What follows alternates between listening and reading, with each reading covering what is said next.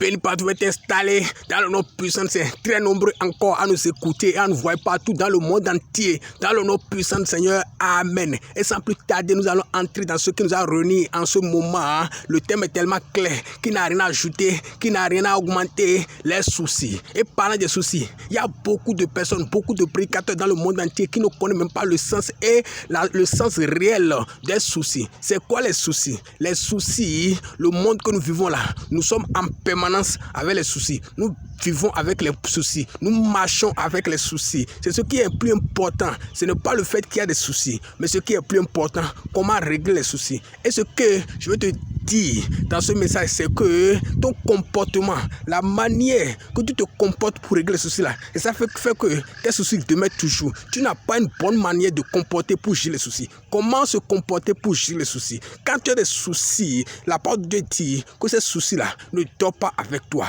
Quand tu as des soucis, tu dois demander à Dieu de te décharger des soucis. Tu dois demander à Dieu de te libérer des soucis. Tu dois demander à Dieu de trouver la solution à tes soucis. Tu dois demander à Dieu de t'assister dans tes soucis, et tu ne parles pas, et tu gardes les soucis, et tu gardes les soucis, et les soucis sont remplis comme ça dans ta vie, c'est rempli. Tu ne veux pas libérer ça, tu ne veux pas demander à Dieu, pardon, aie pitié de moi, décharge-moi. Tu lui confies ça, et après tu verras ce qu'on appelle comment Dieu va agir. Écoute-moi, tu ne peux pas régler les soucis, tu ne peux pas régler les soucis, c'est Dieu qui règle les soucis. Je dis que c'est Dieu qui règle les soucis. C'est pour cela que tu vas changer désormais, et commence par confier tes soucis à Dieu pour que Dieu te décharge. Laisse-moi te dire une chose, quand tu mets un sac de maïs dans un endroit et tu augmentes 2, 3, 4, 5, 6, 7, ça peut être dans un magasin, jusqu'à le sac est rempli dans le magasin. Est-ce qu'il y aura encore espace dans ce magasin de te brûler encore 2 sacs? Non, parce que le sac est déjà rempli dans le magasin.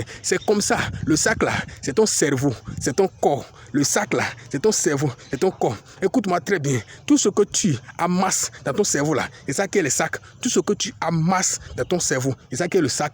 Et le magasin là, c'est toi-même complet. C'est toi qui es un magasin. C'est toi le magasin. C'est toi le magasin. Et les soucis que tu mets dans ton magasin, dans ta tête, dans ton corps, dans ton âme, tu mets ça. Tu ne libères pas.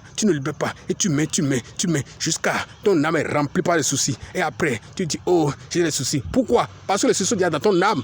Tu ne veux pas prier à Dieu pour libérer les soucis.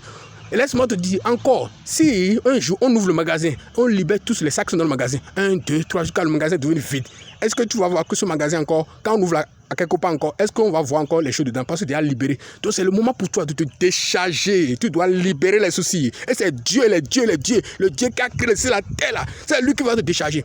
Et avant de te décharger, il faut que tu le confies ça.